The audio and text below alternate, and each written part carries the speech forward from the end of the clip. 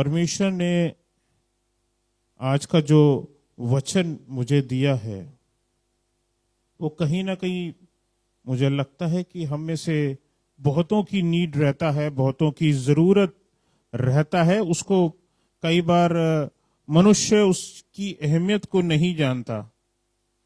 कई बार लगता है मनुष्य को कि उसी स्थिति में पड़े रहें, क्या फर्क पड़ता है। कभी कभी हमें ऐसा लगता है, और कभी कभी हम उसी स्थिति को एंजॉय करने लगते हैं।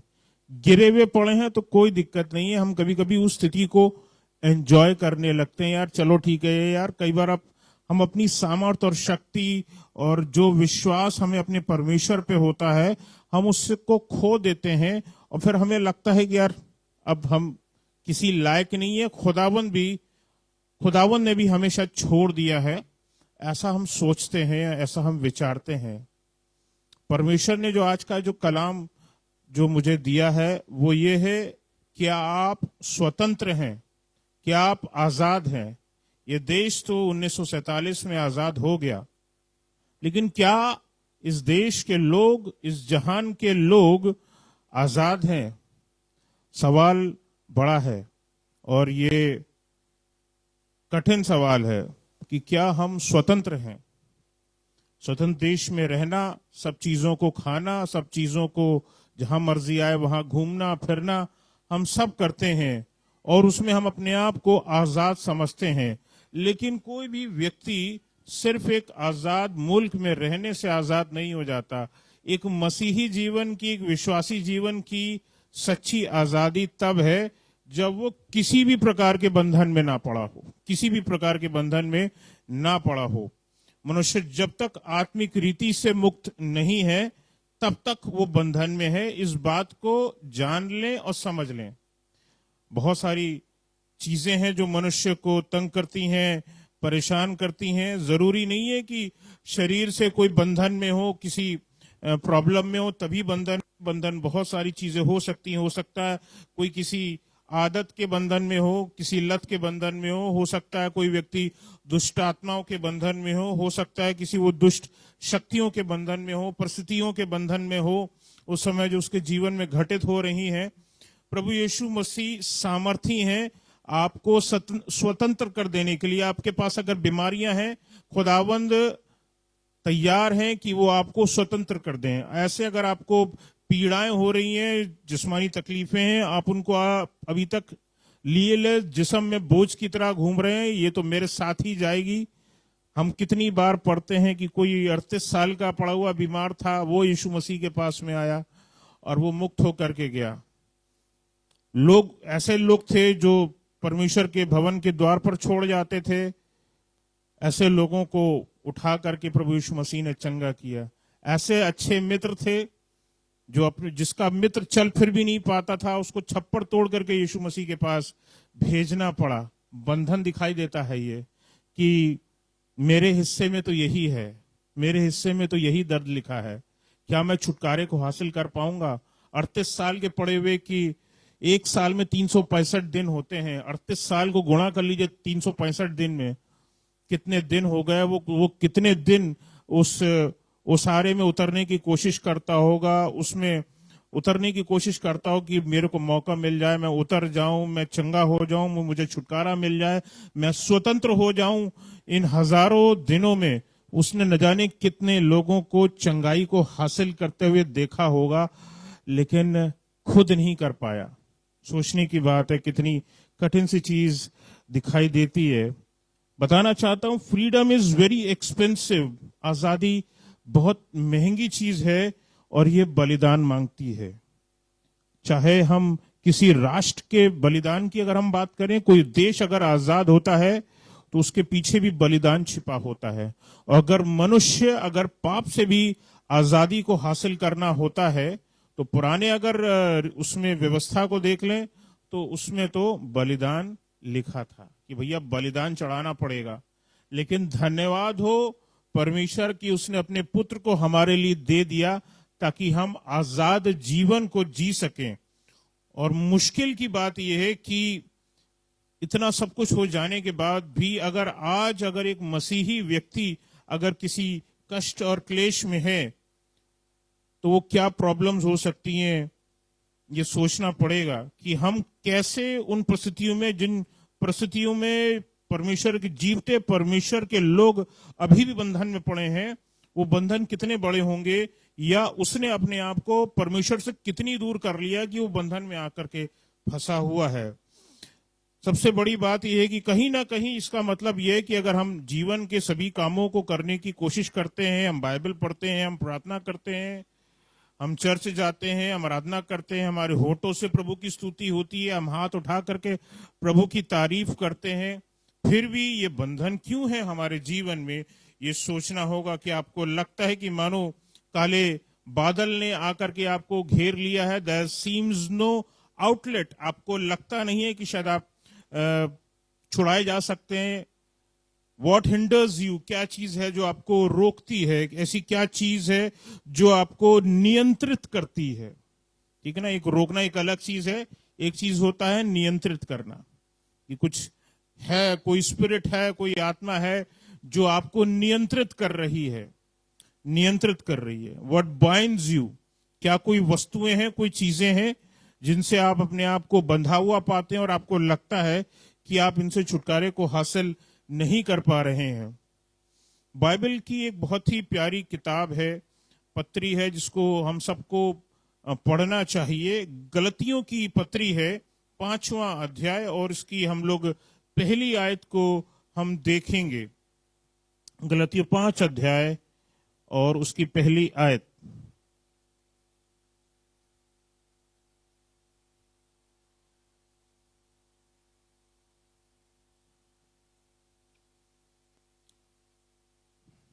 गलतियों 5 अध्याय और पहली आयत, यहां पर कुछ इस प्रकार से यूं लिखा हुआ है।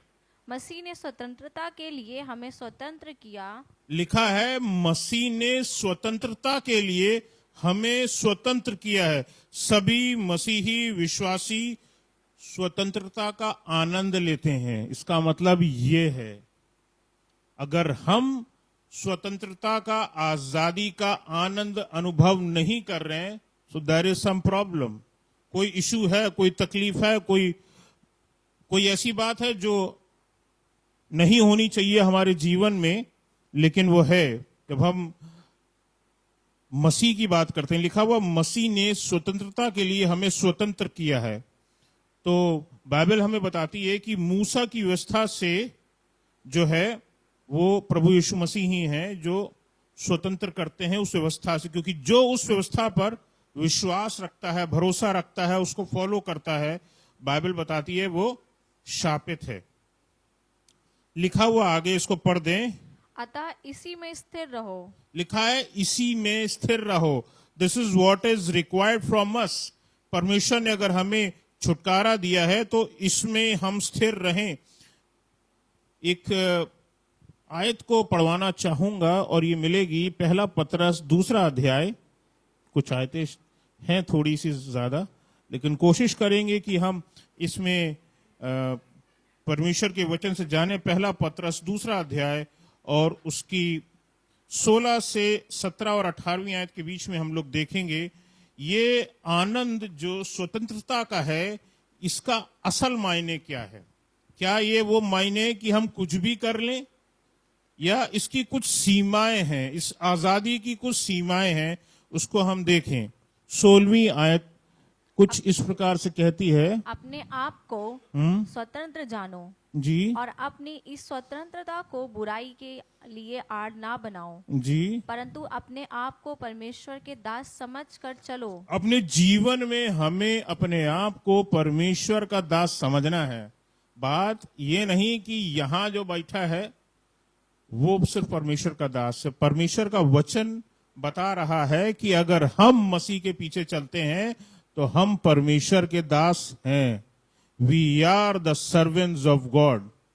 हम परमेश्वर के दास हैं, और इससे ज्यादा उम्दा बात हमारे लिए हो नहीं सकती। लिखा अपने आप को स्वतंत्र जानो, और लिखा और अपनी इसी स्वतंत्रता को बुराई के लिए आड़ ना बनाओ। आड़ नहीं बननी चाहिए। और आगे जो अहम चीज लिखी जिसको मैंने कोट किया, बताया, और वो ये लिखा हुआ अपने आप को परमेश्वर के दास समझकर चलो। परमेश्वर का दास समझने का मतलब है कि we all have many responsibilities. एक मसीही विश्वासी होने के नाते सभी विश्वासियों का, सभी मसीही लोगों का बोलना चाहिए मुझे कि जो अपने आप को मसीही बुलाते हैं, ये काम सबका है। अगर एक कंधा बोझ उठाएगा तो कितना बोझ उठा लेगा भाई। आत्मिक काम बहुत सारे हैं। पुरानी कलीसिया जिसको हम प्रभु यीशु मसीह के अगर उठा लिए जाने की बात की जो कलीसिया थी, जो वो कलीसियाएं थी, उसमें हजारों लोगों ने प्रभु यीशु मसीह के पीछे चलना शुरू किया और चलते रहे, और वो काम होता रहा। वो काम क्यों होता रहा? वो काम इसलिए होता रहा क्योंकि कलीसिया का हर एक व्यक्ति खुदा के पीछे सिर्फ चलता नहीं था कि हमने जो बाइबल में रखा हम उसको फॉलो कर रहे हैं, बल्कि जो काम हम सबको करना चाहिए हम सब किया करते थे, या उस समय के लोग किया करते थे। It was a very deadly church, मैं बोलूंगा वेरी डेडली चर्च, बहुत भयानक चर्च था। शैतान और उसके संसार के लिए, उसकी किंगडम के लिए सबसे भयानक समय था वो, क्योंकि लोग आत्मा से भरे जा रहे थे। अन्य जाति से आए हुए तमाम लोगों ने प्रभु यीशु मसीह को ग्रहण किया था। वो अन्य अन्य भाषा को बोल रहे थे, वो चमत्कारों को देख रहे थे और चमत्कार खुद कर रहे थे। आश्चर्य कर्म उनके जीवन में हो रहे थे और उनके जीवनों के द्वारा से हो रहे थे। ये सामर्थ हम सब में छिपी हुई है, सिर्फ यहां बैठे हुए लोगों का नहीं, यहां बैठे हुए लोगों को भी वो अधिकार दिया गया है कि हम सब उन कामों को कर सकें। इसलिए जब मौका मिले, जरूरी नहीं है कि वो हम चर्च में होंगे तभी वो काम होगा। बहुतेरे करते आए हैं। मैं किसी पर ब्लेम नहीं लगा रहा हूं कि किसी ने ये काम नहीं किया है, लोग करते हैं। लेकिन जरूरी है कि हम में से हर एक शख्स इस काम को करे, प्रभु यीशु मसीह के नाम में हो करके लोगों के लिए प्रार्थना करिए, लोगों को छुटकारा देने के लिए काम करिए। ये काम करना हम सबको जरूरी, और आज के समय में तो और भी जरूरी है कि हम जाएं और संसार में इस काम को हम करें। लेकिन आजादी जब हम बात करते हैं तो हम बात करते हैं कुछ चीजों पे लिमिट की भी, और इसको हम जब आगे पढ़ते हैं तो यहां पर हमारे लिए कुछ इस प्रकार से 17वीं आयत में लिखा है। इसकी 17वीं आयत खोल दें। सबका आदर करो। लिखा हुआ है सबका आदर करो, ऑनर ऑल मेन। बड़ी सिंपल सी चीज दी गई है। कोई मेरा आदर करेगा, मैं उसका आदर करूंगा। मुझे किसी का आदर करना है, मैं अगले का आदर करूंगा, वो मेरा आदर करेगा। Love requires respect and equal respect. जब हम प्रेम की बातें करते हैं तो बीच की बातें करते हैं। तुमने जो मेरे को दिया वही मैं तुमको पलट करके दे रहा हूं। आपने मुझे इज्जत दी, मैं भी आपको इज्जत दे रहा हूं। Honour all men. आगे पढ़ दें। भाइयों से प्रेम रखो। लिखा है भाइयों से प्रेम रखो। Love the brotherhood. संगति में, जरूरत में हम एक दूसरे की मदद आ सकें, ये कलीसिया का काम होना चाहिए। पुराने समय में जब खाली प्रेरित रह गए थे, प्रभु यीशु मसीह उठा लिए गए थे स्वर्ग पे, तो उन लोगों को प्रभु यीशु मसीह के जाने का मलाल नहीं था, लेकिन आनंदित थे कि पवित्र आत्मा उनको मिल गया है और वो भरे हुए रहते थे। और उनकी अपनी जरूरतें नहीं थी। उनको लगता था अरे ये मेरे भाई ने कोट पहना है, या भाई तेरा कोट बहुत बढ़िया है यार, तू मेरे को दे दे यार, मेरे को आज एक जगह जाना है मीटिंग में। ले लो भाई, ये लो। और इस तरह से हुआ करता था। इस तरह की पुरानी रीतियां या तौर तरीके आज मसीही जीवन में छूट गई हैं। उन चीजों को अडॉप्ट करने की दोबारा जरूरत है। We need to go into that kind of church. उन जगहों में जाने की, उन कामों को करने की जरूरत है। ये सबड्यूएंस को दिखाता है। हम दूसरे को इज्जत देंगे, वो हमें इज्जत देगा। हम खुदा को इज्जत देंगे, खुदा हमें इज्जत देगा। इस चीज का हमें ध्यान रखना है। आगे लिखा हुआ है परमेश्वर से डरो। परमेश्वर से डरो, परमेश्वर का भय रखो। Fear God. परमेश्वर का भय रखने का मतलब है आप पाप नहीं करेंगे, आप गलत मार्गों पे नहीं चलेंगे, और अपने आप को उन तमाम गलत मार्गों से जब दूर रखेंगे तो परमेश्वर के अद्भुत काम आपके जीवन में स्वतः होंगे। ये बात डन है, ये बात रखी हुई है कि खुदावंद आपके जीवन में और आपके जरिए से लोगों के जीवन में जो है भलाई करेंगे, अद्भुत काम करेंगे, यू विल डू मिरेकल्स। ये मत सोचिए कि ये काम सिर्फ खादिम ही कर सकता है, ये काम खुदा का हर एक जन कर सकता है। जैसे कि हमने आज वचन में पढ़ा है, खुदावन के लिए वो तमाम कामों को कर सकते हैं। आगे पढ़ दें। राजा का सम्मान करो। लिखा है ऑनर द किंग, राजा का सम्मान करो। ये राजा कौन है? ये देश का राजा है, ये प्रदेश का राजा है। जिस जगह हम काम करते हैं, हमारा बॉस है, वो राजा है। Honour the king, it's not written honour the king of kings, ऐसा नहीं लिखा गया। राजाओं के राजा के विषय में नहीं लिखा गया, लिखा है ऑनर द किंग, यानी राजा का जो आपके ऊपर है। जैसे घर में पिता होते हैं, जैसे कलीसिया में चर्च में खादिम होते हैं, जैसे स्कूल में मान लीजिए मैनेजर या प्रिंसिपल होते हैं। एक एग्जाम्पल दिए हैं, क्योंकि मैं भी स्कूल को बिलोंग करता हूं तो मैंने एग्जाम्पल यहीं से लिया। तो हमें इस चीज को सीखना पड़ेगा। ऑनरिंग, ऑनरिंग का मतलब है जब हम इज्जत देते हैं किसी को तो हमें उसके नीचे भी रहना है। वो अगर हमें डांट दे किसी चीज के लिए तो हमें उसे सुनना है, धैर्य के साथ रिसीव कर लेना है। भैया शायद खुदा की मर्जी यही है। प्रार्थना कर लीजिए, आपको लगता है अगर खुदा से कि शायद अगला बंदा गलत कर रहा है तो प्रार्थना कर लीजिए खुदा से। और अगर खुदा बोलता है कि मैं बदल दूंगा इसको, तो वो पलट करके व्यक्ति एक दिन बोलेगा जरूर, तुमने जो मेरे साथ काम किए बहुत भले काम किए थे, और नहीं है तो उसको उसके हाल पे छोड़ दिए। वक्त आएगा खुदा बाप उसको खुद समझाएंगे, बेटा तूने हीरा खो दिया, तूने एक बहुत अच्छा मित्र खो दिया, तूने एक बहुत अच्छा साथी खो दिया। लोगों को समझाएंगे इस तरीके से। ऑनर द किंग, ठीक है ना। एक वैवाहिक रिश्ते में the king is the husband, कलीसिया में किंग इज द पास्टर, ठीक है ना। देश प्रदेश में चीफ मिनिस्टर, प्राइम मिनिस्टर, जैसा देश की व्यवस्था रखी गई है वैसा। सो ऑनर द किंग, उसको इज्जत जरूर दें। Subject to all masters with all fear, इन सभी को इज्जत दीजिए पूरे भय के साथ में, क्योंकि परमेश्वर बोलता है इनकी इज्जत करो। अगर कोई गलत भी कर रहा है उसके लिए प्रार्थना करो, उसके मुंह पर कभी उसको मत रोको। हो सकता है क्या पता खुदावंद उनके जरिए से, उनका उपयोग करके वो कुछ ऐसा अद्भुत करना चाहता है जिसके बारे में आपने कभी सोचा ही नहीं होगा, लेकिन खुदावंद ने उसके दिल में, उसके बुद्धि में डाल दिया, और वो अद्भुत काम जो है संभव हो पाते हैं।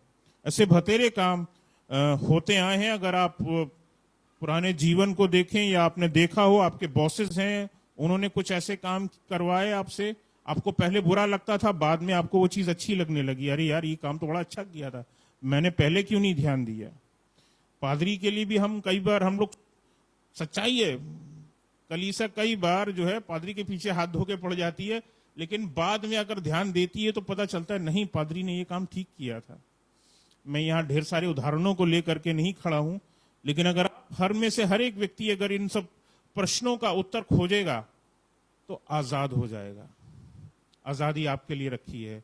हमने अपने आप को इन ऐसे सवालों में फंसा रखा है, उन मुद्दों में अटका रखा है, उन बीमारियों में अटका रखा है, उन बहुत सारे बॉन्डेजेस में, बंधन में अटका रखा है जहां हमें नहीं होना चाहिए था।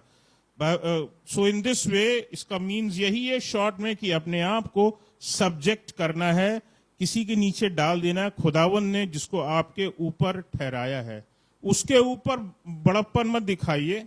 ठीक है, खुदावंद ने अगर आपको किसी के साथ जोड़ा है तो किसी मकसद के साथ में जोड़ा होगा। एंड इसकी 18वीं आयत में जब हम आते हैं तो वो और प्यारी आयत है, ये आपको थोड़ा और झटका देगी।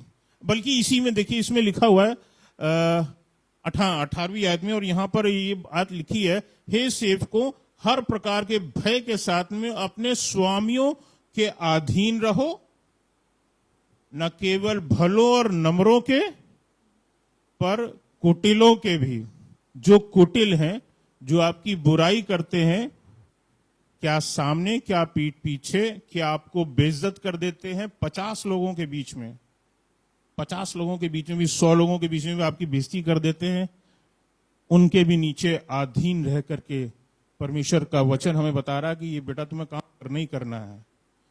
हो सके तो ये प्याला मुझसे टल जाए पर तेरी मर्जी पूरी हो। ये बात प्रभु यीशु मसीह ने कही है, हमें भी अपने जीवन में प्रतिपल पूरी करनी है।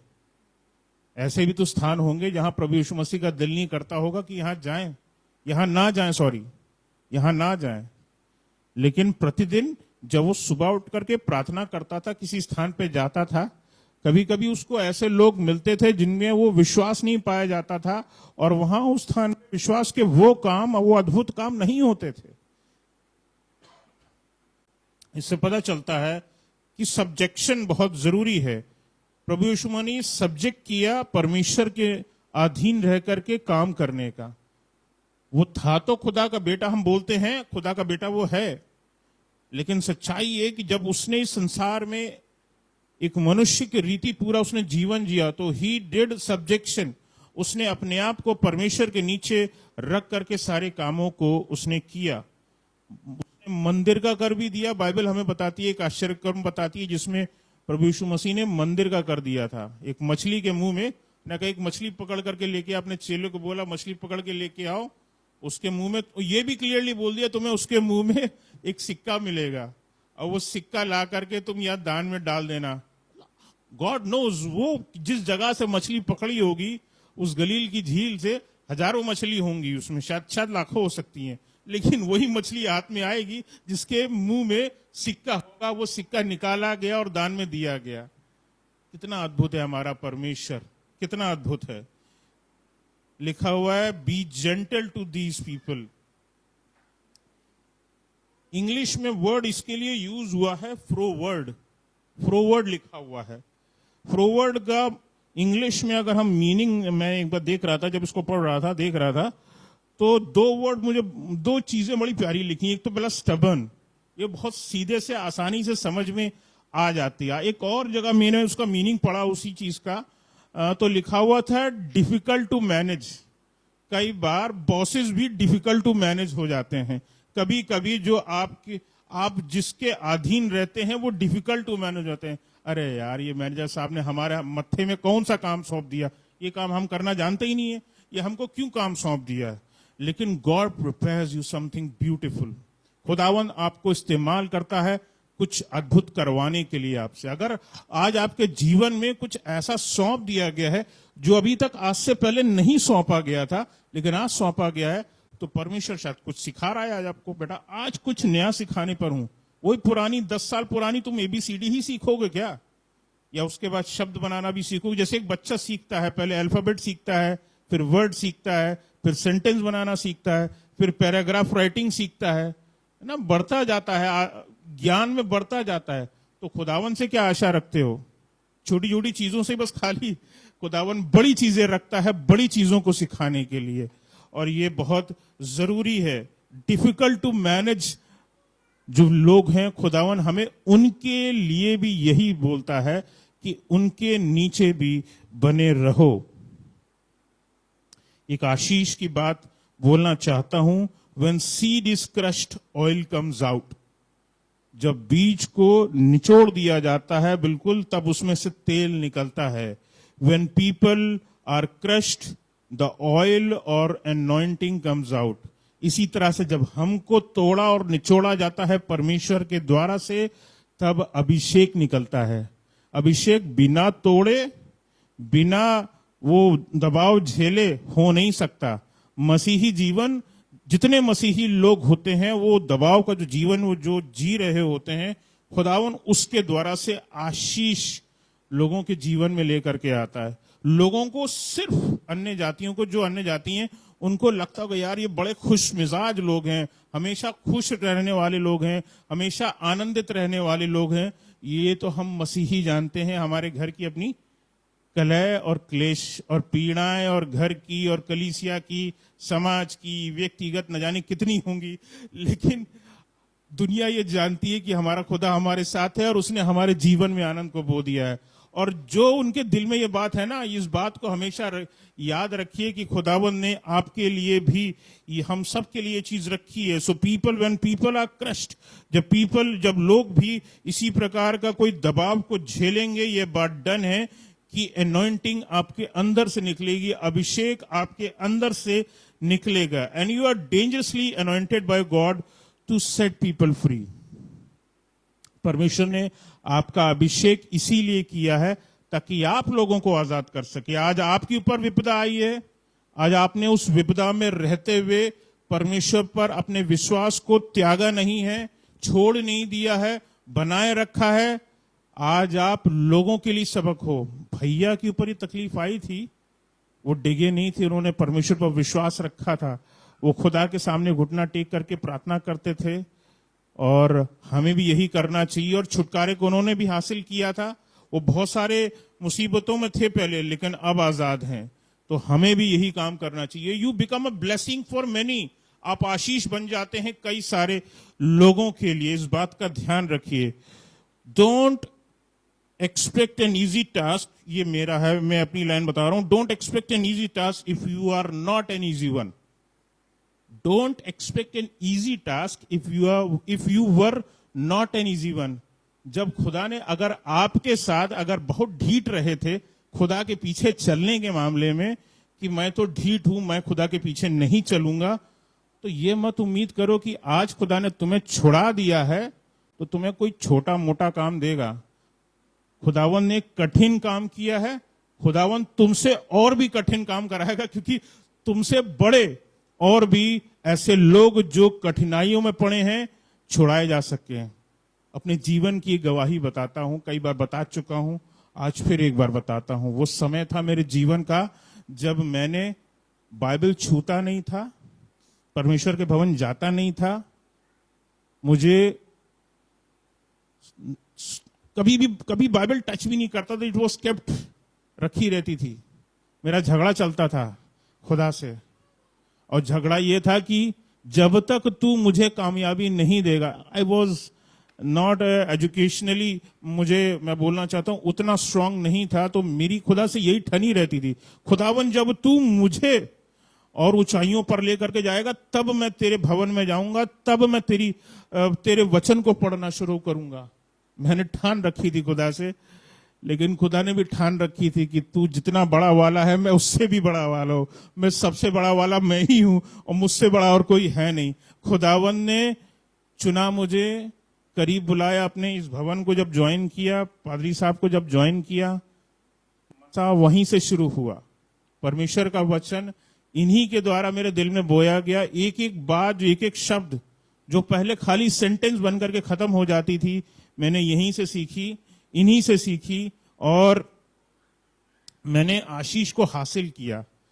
वो वचन जो वहां लिखा होता था वो मेरे दिल में घर करने लगा.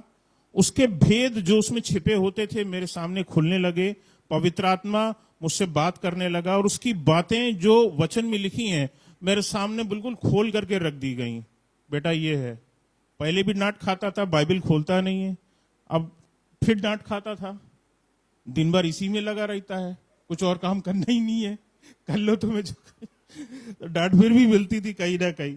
सो don't expect an easy task if you are not an easy one. अगर आप कभी इजी नहीं रहे हो खुदा के लिए, तो खुदावद भी आपको अगर छुड़ा देता है तो ये मत सोचिए कि आपको कोई इजी सा टास्क दे दिया जाएगा. It will be a tough one. If you are a tougher one, much tougher one for you. खुदावन आपके जरिए से इस्तेमाल करेगा. The book of Galatians is the book, believers book of independence. ऐसा आप बोल सकते हैं क्योंकि ये आजादी की, स्वतंत्रता की बात करती है. आजादी ताकि हम अपने उद्धार के लिए हम काम कर सकें, हम अपने छुटकारे के लिए हम काम कर सकें. मनुष्य की कर्मों से पाई गई धार्मिकता वर्सेस परमेश्वर के अनुग्रह से पाई गई धार्मिकता, क्या बड़ा है? परमेश्वर के अनुग्रह से पाई गई धार्मिकता, क्योंकि उसमें मनुष्य के पाप क्षमा कर दिए जाते हैं. हम योग्य नहीं होते, लेकिन परमेश्वर का अनुग्रह हमें मिलता है। ऐसे लोग होंगे, पुराने समय में थे कि जिन्होंने अपने कामों के आधार पर शायद किया होगा। जैसे हनोक मान लिया जाए कि एग्जाम्पल ले लूं, जो उठा लिया गया, जो बिल्कुल ब्लेमलेस था, अपने समय में उठा लिया गया, तो परमेश्वर के अनुग्रह से पाई हुई धार्मिकता से नहीं, लेकिन उसके कर्म इतने अच्छे थे कि उसकी धार्मिकता के आधार पर उसको उठा लिया गया। लेकिन आज तो हम परमेश्वर के अनुग्रह में जी रहे हैं, क्योंकि हम इस बात को जानते हैं कि हम कितने गलत थे या कितने गलत हैं, और परमेश्वर का अनुग्रह हमें फिर भी मिलता है और हम धर्मी ठहराए जाते हैं। गलतियों 4 अध्याय और उसकी 7वीं आयत हमको बताती है, लिखा है, अब तू दास नहीं परंतु पुत्र है। परमेश्वर हमें पुत्र बुलाता है। आगे एक कदम और आगे आ गए। पहले मैंने कहा था दास का, अब बता रहा हूं पुत्र का। परमेश्वर ने आपका प्रमोशन कर दिया है, एक कदम और ऊपर बैठा दिया है। अब तुम पुत्र हो। जैसे जैसे विश्वास में बढ़ते जाएंगे, खुदावंद आपका कद, आपका पद और ऊंचा करता जाएगा। लिखा है, इसलिए अब तू दास नहीं परंतु पुत्र है, और जब पुत्र हुआ तो परमेश्वर के द्वारा वारिस भी हुआ। तो वारिस किन चीजों का होगा? संसारिक चीजों का भी और आत्मिक चीजों का भी, जो इस दुनिया में बांधी गई हैं, इस दुनिया में, और जो अब तक के लिए बांधी गई हैं आपके लिए, वो आपको मिल करके रहेंगी। ये बात डन है, ये बात निश्चित है खुदावंद की ओर से। बाइबल हमें गलतियों की पत्री में ही बताती है, 3 अध्याय में लिखा हुआ है कि जितने लोग व्यवस्था के कामों पर भरोसा रखते हैं वे शाप के अधीन हैं। लिखा है कि जो कोई व्यवस्था की पुस्तक में लिखी हुई सब बातों के लिए स्थिर नहीं रहता, वो शापित है। और आज हम व्यवस्था की किताब पर हम भरोसा नहीं करते, क्योंकि हमें उस व्यवस्था की किताब से बढ़कर हमें एक नाम मिल गया है, प्रभु यीशु मसीह, और हम उसके ऊपर भरोसा करते हैं, हम उसके पीछे चलते हैं और छुटकारे को हासिल करते हैं। लिखा है गलतियों 3 और 11 में जब हम आगे आते हैं तो यहां पर लिखा हुआ यह बात प्रकट है कि व्यवस्था के द्वारा परमेश्वर के यहां कोई धर्मी नहीं ठहरता, क्योंकि धर्मी जन विश्वास से जीवित रहता है। और हम विश्वासी हैं, हमने प्रभु यीशु मसीह पर विश्वास किया है, तो हम धर्मी ठहरते हैं और खुदावंद हमें धर्मी ठहराता है। आगे जब चलते हैं इसी अध्याय में, तो हमें पता चलता है कि शाप से छुड़ाया जाता है व्यक्ति। लिखा है मसीह हमारे लिए श्रापित बना और हमें मोल लेकर व्यवस्था के शाप से छुड़ाया। मैंने बताया था ना कि ये किताब जो है, ये बिलीवर्स बुक ऑफ इंडिपेंडेंस है। आजादी जिसको हासिल करनी है, क्या पाप से और क्या उन तमाम बंधनों से जो आपके जीवन में हैं, ये आपके लिए छुटकारे की किताब है। बिलीवर्स बुक ऑफ इंडिपेंडेंस, ये आपके लिए लिखी गई है, ये हमारे लिए लिखी गई है। पवित्र शास्त्र ने सबको पापों के अधीन कर दिया, ताकि वे प्रतिज्ञा जिसका आधार यीशु मसीह पर विश्वास करना है, विश्वास करने वालों के लिए पूरा हो जाए। इसी अध्याय में आगे है, लेकिन पढ़वाऊंगा नहीं, लेकिन मैं आपके पढ़ने के लिए कि आप पढ़ें, इससे बेहतर है मैंने इस चीज को खोल के आपके सामने रख दिया है। आजादी सिर्फ और सिर्फ यीशु मसीह में पाई जाती है। If you are any problem, कोई ऐसा क्लेश है जो पकड़ के बैठा हुआ है आपको, कोई पीड़ा है जो पकड़ के बैठी हुई है, Jesus is there for you. प्रभु यीशु मसीह आपके लिए हैं। सभी प्रार्थनाएं जब की जाती हैं तो प्रभु यीशु मसीह के नाम से की जाती हैं। क्यों की जाती हैं? क्योंकि छुटकारा उसी के नाम में है, ठीक है ना। प्रभु यीशु मसीह के नाम में छुटकारा है, इसीलिए उसके नाम में प्रार्थनाएं की जाती हैं। और उसके बिना अगर प्रार्थना करोगे, हमारी प्रार्थनाएं कबूल नहीं होती, ग्रहण नहीं होती। सवाल खड़ा होता है, परमेश्वर ने हमें क्यों स्वतंत्र किया है? परमेश्वर ने हमें इसलिए आजाद किया है ताकि हम एक ऐसा जीवन जी सकें जो परमेश्वर को पसंद आता हो, परमेश्वर उसको लाइक करता हो। लेकिन जब तक हम दास्ता में हैं, तब तक हम आजाद नहीं हैं। कुछ उदाहरण लेना चाहूंगा, दिमाग में कुछ उदाहरण आए, मैंने कुछ उदाहरण लिख लिए। बहुत सारे हो सकता है आप बोलेंगे भैया आपने मेरे विषय का तो लिखा नहीं। खुदावंद ने जो मेरे को बताया, मेरे पास 10 ऐसे बातें थी जो मुझे उदाहरण के उसमें लिखी, मुझे खुदावंद ने मुझे दी।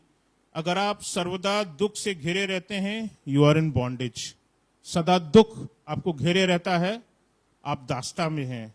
अगर आप सदा क्रोधित रहते हैं, बात बात पर क्रोध कर देते हैं, कभी इस पर कभी उस पर क्रोध उलटता रहता है, यू आर इन बॉन्डेज। या आप जिस अजीज के बारे में सोच रहे हो सकता है वो क्रोध, उसकी स्थिति ऐसी ही हो, वो बॉन्डेज में है। तीसरा एग्जाम्पल, अगर आप सदा निराशा से घिरे रहते हैं तो कहीं ना कहीं again you are in bondage, यानी कि आप जो है कहीं ना कहीं आजाद नहीं हैं। अगर आप सदा किसी ना किसी मनुष्य की शिकायत करते रहते हैं, this is a problem in human tendency. ये ह्यूमन बहुत सारे लोगों की यार हम जो कर रहे हैं वो सही है, हम जानते हैं क्या, हमारी उम्र छोटी है क्या, बहुत सारे लोग ऐसा सोचते हैं और वो सारे लोगों के ऊपर ब्लेम लगाने की कोशिश करते रहते हैं। उनकी नजर में उनकी बात सही होती है, बाद में पता चलता है जब सब कुछ घटित हो जाता है, यार यार ये काम तो वो होना ही नहीं पाया। तो that's the problem, this is the issue. जब हमें दुनिया की हर एक चीज में कमी दिखाई देगी, शिकायत हम करते रहेंगे, तो ये प्रॉब्लम है, ये बंधन है, ये तकलीफ है, ये बॉन्डेज है। हम आजाद नहीं है इसका मतलब। अगर आप के अंदर सदा असंतोष बना रहता है, परमेश्वर ने हमें बहुत संतोष दिया है। आस्क पीपल जो प्रभु यीशु मसीह के पीछे नहीं चलते हैं, वो बोलेंगे भैया आप बहुत अच्छे हो, वो यही बोलेंगे आपके लिए, भैया आप बहुत अच्छे हो, आपकी जिंदगी में ये नहीं है वो नहीं है। जो उनके जीवन के क्लेश है वो आप अपने जीवन के क्लेश बता देंगे, बताएंगे भैया आप मुझसे बहुत अच्छे हैं। तो मैं बताना चाहता हूं कि अगर आपके अंदर सदा असंतोष बना रहता है तो ये बंधन है। अगर आप किसी से सदा नफरत करते हुए रहते हैं, ये भी एक बंधन है। चाहे किसी एक व्यक्ति का, किसी एक जाति का, अगर आप नफरत करते रहते हैं, कुछ लोगों का, एक परिवार का, किसी खास व्यक्ति से अगर आप नफरत करते रहते हैं, तो ये भी एक बंधन है। परमेश्वर ने हमें इसलिए नहीं चुना कि हम लोगों को नफरत करते फिरे।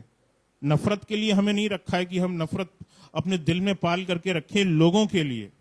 God hasn't chosen us for that reason. अगर आप किसी व्यक्ति से ईर्ष्या रखते हैं, जलन रखते हैं, तो भी बंधन है। हमें अगर लगता है कि खुदावंद ने उसको हमसे ज्यादा दिया है और हम इस चीज को जलन के तौर पे, ईर्ष्या के तौर पर रखते हैं, बॉन्डेज है ये। परमेश्वर ने शायद आपके लिए कुछ अलग चीजें रखी हो, शायद आपके लिए उससे भी और अच्छी चीजें रखी हो। खुदावंद ने आज वो चीजें नहीं दी, लेकिन आज से शायद 10 साल बाद जीवन में डालेगा वो। जो आज मैं हूं, मैं जानता हूं अगर आप मुझसे 15-18 साल पहले पूछते कि भैया यहां से आप वचन प्रचार कर रहे हो, मैं हाथ जोड़ देता आपको, भैया ये मेरे बस की बात नहीं है, I am sorry, this is not for me, मैं मना कर चुका होता। खुदावंद ने मुझे उठाया, खुदावंद ने मुझे इस्तेमाल किया, खुदावंद ने मुझे आजाद कराया तमाम तकलीफों से, बहुत सारी मुसीबतों से, बहुत सारे लतों से जो मेरे अंदर थी, मेरे को छुड़ाया और उन तमाम बंधनों से मुझे छुटकारा दिलाया। आठवीं बात, आठवां उदाहरण, अगर आपको किसी दुष्टात्मा ने पकड़ रखा है, very commonest one, people think so, कोई किसी आत्मा से घिरा हुआ है, अगर आप अपने भविष्य को लेकर सदा असुरक्षित महसूस कर सकते हैं, Bible tells us Jesus is the alpha and the omega. वो आदि में था, वो अनंत काल में भी हमारा परमेश्वर है। वो उसने हमारे जीवन, उसने पूरी सृष्टि को रचने से पहले, पूरे ब्रह्मांड को रचने से पहले परमेश्वर ने मुझे अपने हृदय में रचा था। मैं पैदा होऊंगा, मैं इस जगह पैदा होऊंगा, इस परिवार में पैदा होऊंगा, मैं इस कलीसिया का एक हिस्सा होऊंगा।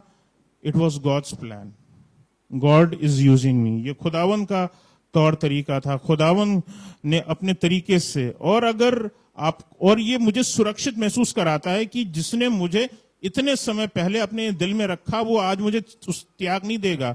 उसने मुझे आज त्याग नहीं दिया है, मैं आज भी उसके हृदय में बसता हूं। वो मेरी प्रॉब्लम उसकी प्रॉब्लम है, इसलिए असुरक्षित महसूस करने का मेरे पास कोई भी रीजन नहीं आया। आई एम जस्ट, मेरे को इस बात से कोई मतलब ही नहीं कि मैं असुरक्षित हूं। मेरी सुरक्षा मेरे परमेश्वर के हाथ में है। जैसे कि मैंने आज गवाही के तौर पर बताया कि इतनी देर तक मेरी गाड़ी बाहर खड़ी रही, मेरे सामान की सुरक्षा भी, मेरी गाड़ी की सुरक्षा भी परमेश्वर के हाथ में थी। खुदावंद ने उसको बचा करके रखा। मेरे लिए। मेरी चीज मेरी नहीं है, उसकी है। मेरी एक एक चीज की वो रक्षा करता है। 10वीं बात, 10वां उदाहरण, अगर आपको किसी प्रकार की लत लगी है, ठीक है, बहुत सारे लोगों को ये इश्यूज रहते हैं, लतों के इश्यूज रहते हैं, मुझे भी कभी किसी समय में थी। लोगों को प्रॉब्लम्स रहती हैं, इश्यूज रहती हैं। लत शराब की सबसे कॉमनेस्ट, धुआं फूकने की, किसी को जो है अपना, बहुत सारे आजकल जो नशे के और साधन नए नए बनते जा रहे हैं, उन तमाम बंधनों में जिसमें जवान फंसता जा रहा है, वो दिखाई देता है। एक लत लग गई है और वो लत छूटती नहीं है। ऐसा लगता है कि उससे छुटकारा नहीं रखा है, लेकिन परमेश्वर बोलता है आपके लिए छुटकारा है। बाइबल हमको यही हमें सिखाती है। चंद बातें बता करके खत्म करूंगा। हमारे जीवन में उपस्थित हर एक बंधन परमेश्वर की ओर से मिल रही आशीषों पर, वरदानों पर और हमारी प्रार्थनाओं के उत्तर पर रोक लगाते हैं। जो भी बंधन है वो हमारे आशीषों पर रोक लगाते हैं। We need to pray for, first of all, for those bondages. बताने का मकसद ये है आपको कि अगर आपके जीवन में कोई भी अगर ऐसा बंधन मौजूद है, तो दिस इज द टाइम आप उसके लिए प्रार्थना कीजिए या प्रार्थना करवाइए। और जब तक वो जुआ आपके सिर के ऊपर से टलेगा नहीं, जब तक वो बंधन आपके सिर के ऊपर से टलेगा नहीं, तब तक आप और चीजों के लिए, आशीषों के लिए, XYZ के लिए प्रार्थना करते रहेंगे, वरदानों के लिए प्रार्थना करते रहेंगे, और या किसी और प्रार्थनाएं करते रहेंगे। वो प्रार्थनाएं ग्रहण नहीं हो पाएंगी, क्योंकि वो एक ब्लॉकेज है। ठीक है ना? ये कुछ वैसे ही है जैसे मान लीजिए आपके गार्डन में पाइप लगा हो पौधों में पानी देने के लिए, और अंदर कहीं पाइप में कुछ फंस गया हो। पानी निकल रहा है लेकिन बहुत धीरे निकल रहा है। कारण क्या है? कुछ फंसा हुआ है बीच में। ये वही अटकी हुई चीज है। इस अटकी हुई चीज को जब तक हटाएंगे नहीं, तब तक वो आशीषों का फ्लो, वो वरदानों का फ्लो, वो एनॉइंटिंग का फ्लो जिस स्तर का आपके ऊपर होना चाहिए, वो हो नहीं पाता है, वो हो नहीं रहा होता है। ये बताना चाहता हूं। सो इट्स रिक्वायर्ड कि हम सबसे पहले उन सब चीजों के लिए प्रार्थना करें। ऐसी कोई भी बात जो आपको, आपका संबंध परमेश्वर से बिगाड़ सकती है, वो आपको आजाद होने से रखती है। सो इट्स ऑल्सो रिक्वायर्ड कि हम हर एक प्रकार की ऐसी गॉडलेस थिंग्स से, चीजों से, बातों से अपने आप को अलग करें जो कहीं ना कहीं हमें खुदावन से दूर करती है। Put your complete trust in the Lord. अपना विश्वास अपने परमेश्वर पर रखें।